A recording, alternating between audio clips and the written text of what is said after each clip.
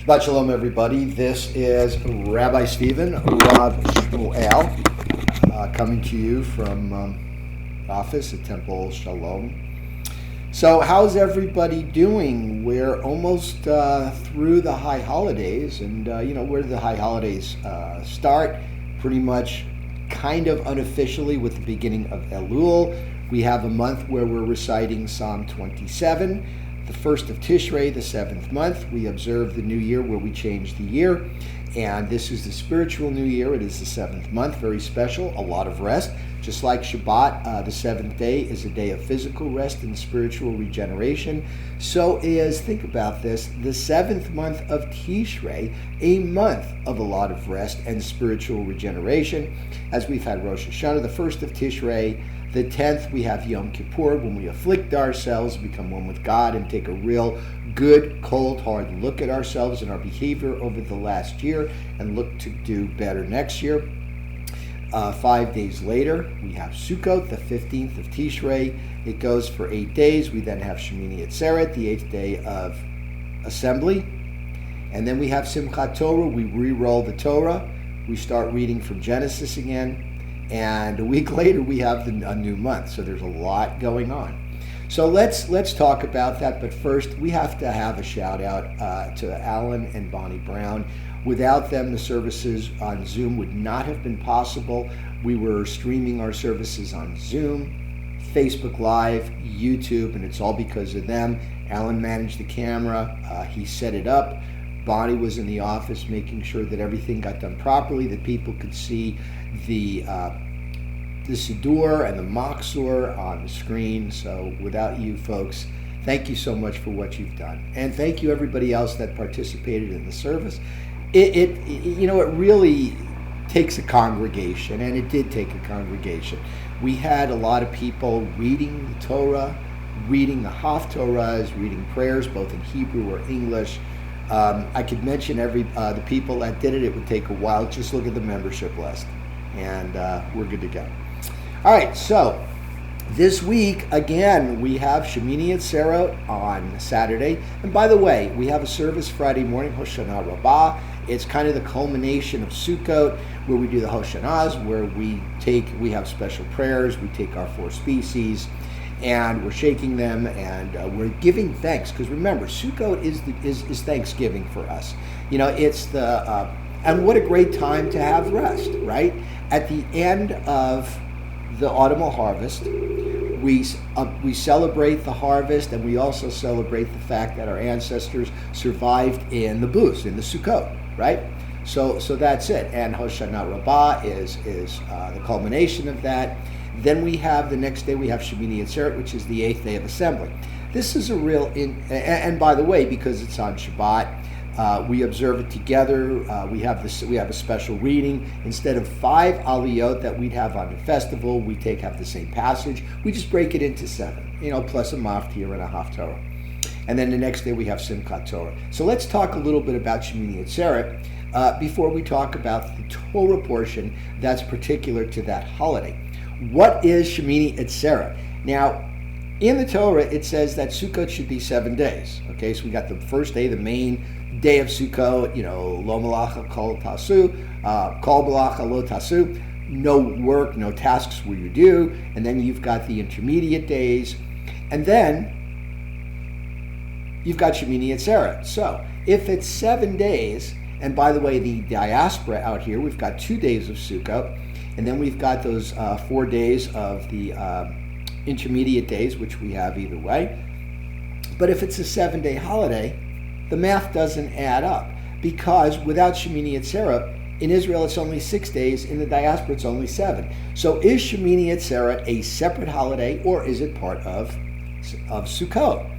And there's a lot of different opinions about that, but some people seem to feel that it's kind of an honorary part of Sukkot, Shemini Atzeret, the 8th day of assembly.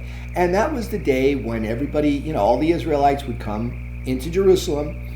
They bring their offerings. If it was too far to bring the offerings, they'd exchange it for money, and then they'd bring the money to Jerusalem. And then I'm sure there was a great cottage industry selling sacrificial beasts to travelers from the far reaches of the kingdom. And then they would observe Sukkot, and they would also, in the 7th year, they'd read Torah, Deuteronomy, and we'll get to that in a second as well. And then the 8th day is the 8th day of assembly.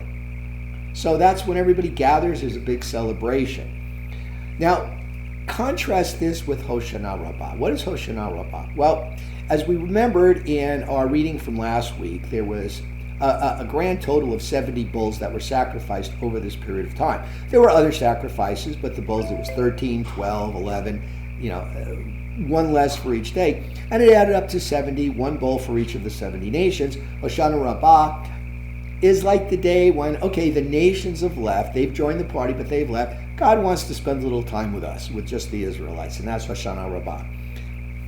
Simchat Torah, we've got an 8th day of celebration. We're celebrating the harvest, the fact that we're thanking God for God's bounty, that we have all this to harvest, and then we re-roll the Torah. Now in Israel, of course, Simchat Torah and Shemini and Atzeret is basically the same day. And Simchat Torah, no, is not in the Torah.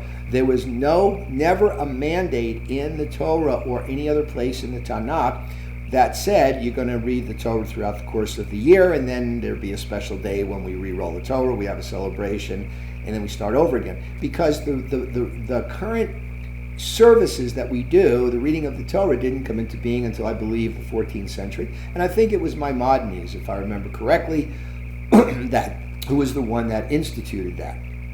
So Shemini Atzeret is a very special holiday because if you look at the Torah portion, and let's talk about that now, it's from Leviticus, and it talks about releasing debts. It talks about the 7th year releasing debts. That's why the 7th year, when they do say, okay, all slaves, you're absolved of your debt. If you weren't able to pay it off within 7 years, you're good to go. Take some bounty from the people you served, get started on a new life. And by the way, we know that a productive person, an economically productive person in society is very valuable. Creates what they call the multiplier effect, because then they've got funds and they can do business, and that's more people doing business with other people doing business. It's called the multiplier effect in economics. So you want people to be financially stable and independent. And in Shemini Atzeret, because that was the day when they declared all debts free, so that's why we read that Torah portion on that day.